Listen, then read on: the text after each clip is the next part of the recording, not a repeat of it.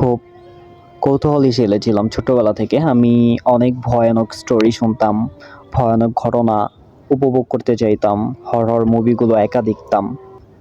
কারণ আমি ভয় পেতে চাই। আমার কৌতূহল ছিল অনেক যে আমি একটু ভয়ের বিষয়টাকে ফিল করব।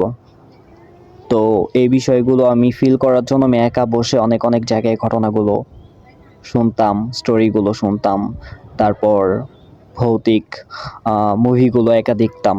তো একদিন আমি একটা জায়গায় গেছি, যে জায়গা আমাদের থেকে অনেকটা দূরে, বটগাছ।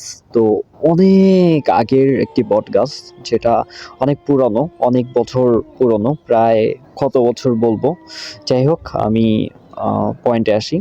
তো তখন আমি সেখানে যাই। যাওয়ার পরে আমি লগে করে ফোন নিয়ে যাই। সেখানে আমি ভৌতিক হরর মুভিগুলো দেখব, তো একা। তো আমি সেখানে যাই বিকাল 4টায়। তো আস্তে আস্তে সন্ধ্যা হয়ে যায়। তারপরে আমাকে একজন জিজ্ঞেস করে, কিরে রনি, তুই বাড়িতে যাবি না? আমি বললাম, না এখন যাবো না, আমি পরে যাবো, তোরা চলে যা। পরে ওদেরকে আমি তাড়া দিয়ে আমি নিজে একা একা বসে মুভি দেখতেছিলাম। তো হুট করে যখন মুভি দেখতেছি, এখন